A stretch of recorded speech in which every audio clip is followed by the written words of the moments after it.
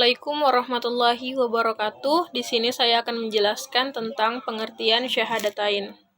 Syahadat berasal dari bahasa Arab, yaitu syahidah yang berarti telah bersaksi. Kemudian secara harfiah maknanya adalah telah mengikrarkan dua kalimat syahadat, kemudian mengetahui makna yang terkandung di dalamnya dan konsekuensinya. Syahadat yang berarti beriman kepada Allah, menjauhi segala larangannya, dan mengerjakan semua perintahnya. Syahadat juga merupakan asas dan dasar dari 5 rukun Islam, dan juga merupakan inti dari landasan seluruh umat Islam. Sekian dari saya, terima kasih. Bismillahirrahmanirrahim. Saya lanjutkan syahadat tauhid.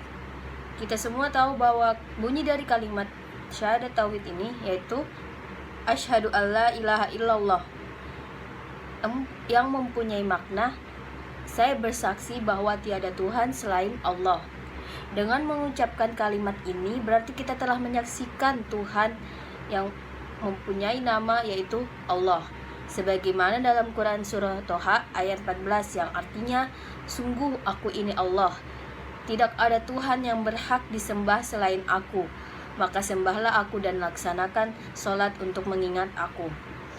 Tuhan mengenalkan dirinya dengan nama Allah, innani anallah, yang artinya sesungguhnya aku ini bernama Allah. Kemudian Nabi Muhammad SAW diperintah untuk mengenalkan Tuhan yang Maha Esa dengan nama Allah. Jadi Allah itu adalah nama Tuhan, atau lebih tepatnya salah satu nama Tuhan, karena dia mempunyai banyak nama, yaitu yang kita ketahui yaitu Asmaul Husna. Tapi nama Allah adalah nama yang mencakup seluruh dari Asmaul Husna. Karena itulah nama Allah yang paling sering kita sebut. Tapi perlu diingat, Allah itu bukan Tuhan, melainkan nama Tuhan atau salah satu nama Tuhan. Makna syahadat la ilaha illallah yaitu beriktikad dan berikrar bahwasanya tidak ada yang berhak disembah dan menerima ibadah kecuali Allah Subhanahu wa Ta'ala, mentaati hal tersebut dan mengamalkannya. La ilaha menafikan pada hak penyembahan dari selain Allah, siapapun orangnya. Illallah adalah penetapan hak Allah semata untuk disembah. Baik, di sini saya akan menyambung untuk materi yang selanjutnya, yaitu tentang syahadat Rasul. Jadi bunyi syahadat yang kedua yaitu asyhadu anna Muhammadar Rasulullah, yang artinya dan saya bersaksi bahwa Nabi Muhammad adalah Rasulullah. Dengan mengucapkan kalimat ini berarti kita telah menyaksikan Nabi Muhammad SAW sebagai Rasulullah. Al-Quran menegaskan hal ini, yang artinya Nabi Muhammad itu sekali-sekali bukanlah bapak dari seorang laki-laki di antara kamu, tetapi Rasulullah dan penutup nabi-nabi. Quran Surah Al-Ahzab ayat 40. Makna syahadat anna Muhammadar Rasulullah yaitu mengakui secara lahir batin bahwa beliau adalah hamba Allah dan Rasulullah yang diutus kepada manusia secara keseluruhan, serta mengamalkan konsekuensinya, menaati perintahnya, membenarkan ucapannya, menjauhi larangannya, dan tidak menyembah Allah kecuali dengan apa yang disyariatkan. Kemudian adapun makna syahadat bagi muslim yaitu yang pertama, pintu masuk menuju Islam. Syarat sahnya iman adalah dengan bersyahadatain. Yang kedua, intisari ajaran Islam adalah syahadatain, sebagaimana ajaran yang dibawa nabi-nabi dan rasul-rasul sebelumnya. Yang ketiga, pondasi Islam. Bangunan iman dan Islam itu sesungguhnya berdiri di atas dua kalimat syahadatain. Yang keempat, pembedaan antara muslim dengan kafir. Hal ini berkenaan dengan hak-hak dan kewajiban syariat yang akan diterima atau ditanggung jawab oleh seseorang setelah dia mengucapkan 2 kalimat syahadat.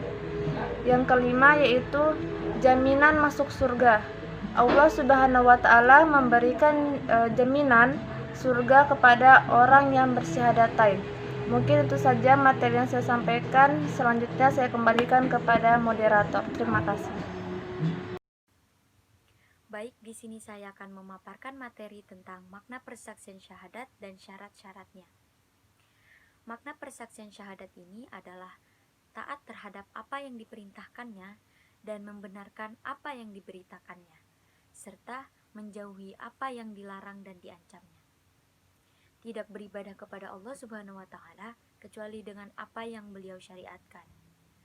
Setiap muslim harus mewujudkan syahadat ini, sehingga dikatakan tidak sempurna syahadat seseorang terhadap kerasulannya manakala dia sekedar mengucapkannya dengan lisan, namun meninggalkan perintahnya, melanggar larangannya, serta taat kepada selainnya, atau beribadah kepada Allah Subhanahu wa taala tidak berdasarkan ajarannya. Rasulullah Shallallahu Alaihi Wasallam bersabda, "Siapa yang taat kepadaku, maka dia telah taat kepada Allah. Dan siapa yang durhaka kepadaku, maka dia telah durhaka kepada Allah." Hadis riwayat Bukhari.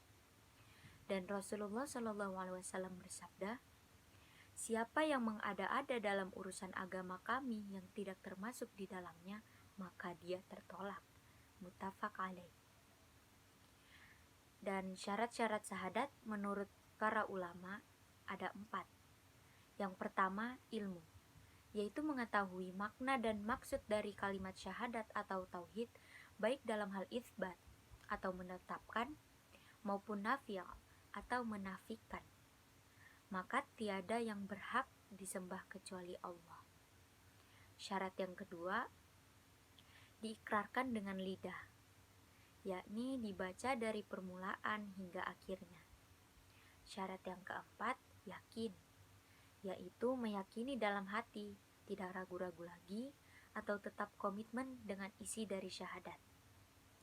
Dan syarat yang terakhir, diamalkan dengan anggota badan, yaitu dari hati dan perbuatan, wajib menolak segala sesuatu yang menyalahi arti atau maksud dari 2 kalimat syahadat tersebut. Terima kasih. Yang C, konsekuensi dalam memaknai kalimat syahadat. Ikrar la ilaha illallah tidak akan dapat dijumpai secara benar tanpa mengikuti petunjuk yang disampaikan oleh Rasulullah SAW. Oleh sebab itu, ikrar la ilaha illallah harus diikuti oleh ikrar Muhammad Rasulullah. 2 ikrar itulah yang dikenal dengan 2 kalimat syahadat, yang menjadi pintu gerbang seseorang memasuki din Allah Subhanahu wa taala. Kata asyhadu secara etimologis berasal dari 3 pengertian, yaitu musyahadah, menyaksikan, syahadah atau kesaksian, dan hal, sumpah. Di antara ketiga pengertian di atas terdapat relevansi yang kuat. Seorang akan bersumpah bila dia memberi kesaksian, dan dia akan memberikan kesaksian bila dia menyaksikan. Inti dari syahadah yang pertama adalah beribadah hanya kepada Allah Subhanahu wa taala semata-mata, inti dari syahadah. Yang kedua adalah menjadikan Rasulullah SAW sebagai titik pusat keteladanan atau uswah hasanah, baik dalam hubungan Allah Subhanahu wa taala, hablum minallah, baik secara vertikal maupun dalam hubungan dengan manusia, hablum minannas, secara horizontal. Oleh karena itu, Allah memberikan tuntutan kepada seluruh manusia agar dapat mencintai Allah, yang nantinya akan meraih cinta Allah di dalam kitab suci diamanatkan kepada manusia pilihannya, Rasulullah SAW, untuk disampaikan kepada seluruh manusia. Dan Allah berfirman dalam surah Ali Imran ayat 18 menyatakan, Allah menyatakan bahwasanya tiada ilah melainkan Dia yang berhak disembah, yang menegakkan keadilan. Para malaikat dan orang-orang berilmu juga menyatakan demikian itu. Tiada ilah melainkan Dia yang berhak disembah, yang maha kuasa lagi bijaksana. Ayat ini adalah pernyataan Allah sendiri dalam Al-Quran yang mendaulat keberadaannya terhadap makhluknya, bahwa Dialah ilah yang hak yang wajib disembah. Maka pernyataan ini adalah hak paten Mitsakon Goliza yang dikukuhkan sebagai simbol perjanjian juat terhadap tauhid ibadah. Bismillahirrahmanirrahim. Perkenalkan, nama saya Muhammad Nur Ilyafi, NIM 19111011153. Ya, di sini saya akan pada kesempatan ini saya akan menjelaskan hal-hal yang membatalkan syahadat. Yang pertama, bertawakal bukan kepada Allah Subhanahu wa taala, karena Allah Subhanahu wa taala memerintahkan kita untuk berusaha dan berikhtiar, tetapi melarang kita bertawakal kepada usaha atau ikhtiar tersebut. Quran surat Al-Maidah ayat 23 yang artinya, dan hanya kepada Allah Subhanahu wa taala hendaknya kamu bertawakal jika kamu benar-benar orang yang beriman. Selanjutnya, mengadakan persekutuan atau syirik dalam beribadah kepada Allah Subhanahu wa taala. Quran surat An-Nisa ayat 116. Yang ketiga, siapa yang menjadikan suatu atau seseorang sebagai perantara kepada Allah Subhanahu wa taala, memohon kepada mereka syafaat dan serta sikap berserah diri kepada mereka, maka berdasarkan ijma dia telah kafir. Yang dimaksud dalam poin ketiga ini, maksudnya kita seperti kita mendatangi seorang, mohon maaf, ulama atau ustadz, dan kita meminta dan kita berharap kepadanya atas keinginan kita. Jadi kita tidak langsung meminta kepada Allah Subhanahu wa taala. Itu sudah termasuk kafir, karena menyembah selain Allah Subhanahu wa taala. Yang keempat, siapa yang tidak mengkafirkan orang-orang musyrik atau menyasingkan kekafiran mereka, bahkan membenarkan ajaran mereka, maka dia telah kafir. Maksudnya di sini poin keempat, jadi jika ada seseorang yang kafir nih, misalnya dia sedang menyembah berhala atau sedang berdoa selain kepada Allah atau kayak sesajen gitu, terus kita tidak mengkafirkan, maksudnya kita tidak menjauhkan, kita malah dengan santainya kita mengikuti atau membolehkan, tidak memberitahunya kalau itu bukan yang terbaik, itu bukan ajaran syariat Islam, itu seperti itu sudah termasuk, kita udah kafir.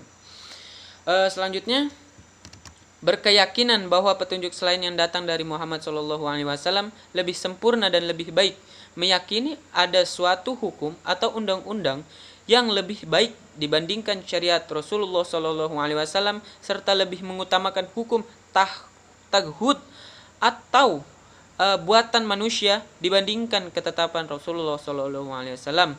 Jadi kita lebih meyakini bahwa buatan manusia itu lebih baik dan lebih sempurna dibandingkan ajaran atau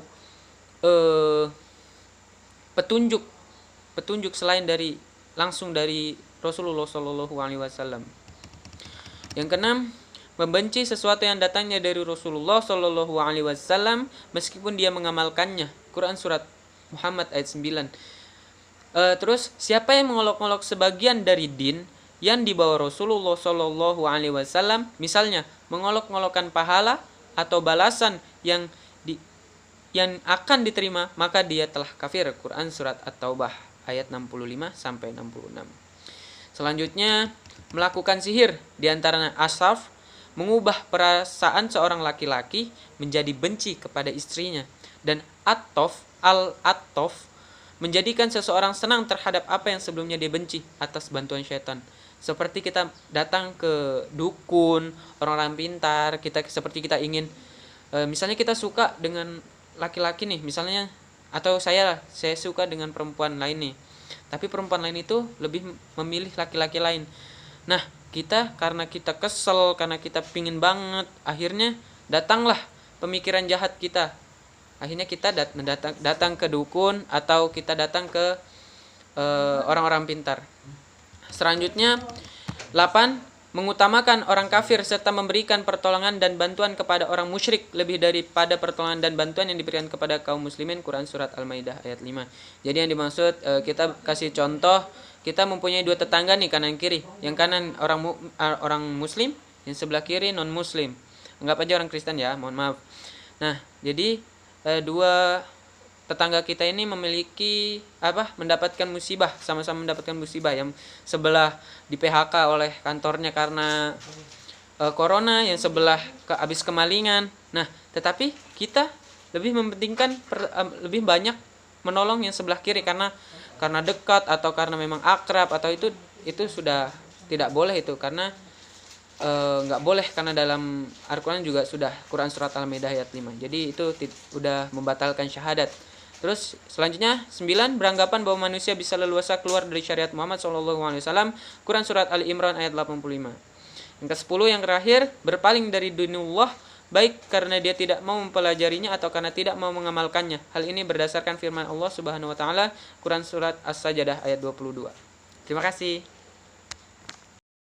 Assalamualaikum warahmatullahi wabarakatuh. Perkenalkan, nama saya Nikita Ramadan, NIM 19111010208. Di makalah kalian di halaman 9 terdapat kalimat al-atof dan al-asrof. Al-atof dan al-asrof adalah perlakuan syirik yang mengubah perasaan seorang suami terhadap istri maupun istri terhadap suami. Pertanyaan saya, sebutkan dan jelaskan bagaimana cara untuk mencegah penyakit sihir tersebut menimpa kita. Sekian dari saya. Assalamualaikum warahmatullahi wabarakatuh. Assalamualaikum warahmatullahi wabarakatuh. Di sini saya akan menjawab pertanyaan dari saudari Nikita, yaitu sebutkan dan jelaskan bagaimana cara kita ketika kita terkena sihir. Nah, jadi obat yang paling ampuh menurut syariat yaitu adalah dengan berdoa, yaitu dengan mengangkat kedua tangan kita dan memohon kepada Allah dengan sepenuh keyakinan dan harapan, kemudian meminta kepadanya agar diberikan rasa cinta sebagaimana yang kita inginkan. Kemudian cara lain yang bisa kita lakukan apabila diri kita telah terkena sihir, yaitu dengan cara meruqyah diri kita. Nah, kemudian setelah itu jangan pernah berputus untuk melakukan zikir, kemudian berdoa, kemudian memperbanyak berwudu. Nah, kemudian cara lain yang bisa kita lakukan yaitu untuk tidak lupa senantiasa membentengi keluarga kita dan rumah kita, yaitu dengan memperbanyak membaca Al-Quran. Mungkin itu saja jawaban singkat yang bisa saya sampaikan. Kurang dan lebihnya mohon maaf. Wassalamualaikum warahmatullahi wabarakatuh. Bismillahirrahmanirrahim. Assalamualaikum warahmatullahi wabarakatuh. Saya Herdianti Tripuspita, NIM 19111011230. Saya dari kelompok 4 ingin bertanya ke kelompok 5. Kenapa sah mengucap 2 kalimat syahadat itu harus menghadap kiblat? Di sini saya akan menjawab pertanyaan dari saudari Herdianti Tripuspita. Mengapa sahnya syahadat harus menghadap ke kiblat? Pertama-tama, syahadat adalah salah satu syarat sahnya masuk agama Islam. Maknanya di sini bukan hanya badan kita atau paras kita yang menghadap ke kiblat, melainkan hati dan niat kita menghadap ke kiblat. Sebelum mengucapkan 2 kalimat syahadat, luruskan dulu hati dan niat untuk mengucapkan kalimat syahadat. Yakini bahwa Nabi Muhammad SAW akan menjadi saksi kita mengucapkan kalimat ikrar 2 kalimat syahadat tersebut. Sekian dari saya, terima kasih. Assalamualaikum warahmatullahi wabarakatuh. Saya Vina Selviana dengan NIM 1911 101093 ingin bertanya, bagaimana hukumnya seseorang yang sudah mengucapkan syahadat tauhid dan syahadat rasul, tetapi ia tidak menyembah Allah dan tidak mengimani rasulnya. Bahkan ia tidak menjalankan kewajibannya sebagai seorang muslim, Sekian, terima kasih. Wassalamualaikum warahmatullahi wabarakatuh. Jawabannya, hukum syahadat yang mereka ucapkan batal. Mengapa? Karena dia hanya mengucapkan saja tanpa beribadah kepada Allah dan tidak mengimani Rasulullah. Maka mereka tidak bisa disebut sebagai seorang muslim, tetapi sebagai orang munafik. Seperti halnya orang yang menyembah kubur. Mereka mengatakan la ilaha illallah, tetapi kemudian mereka membatalkannya dengan doa terhadap orang mati yang terdiri dari para wali, orang-orang soleh, serta beribadah di kuburan mereka dengan berbagai macam ibadah. Celakalah mereka sebagaimana celakanya Abu Lahab dan Abu Jahal, walaupun mereka itu mengetahui kalimat la ilaha illallah.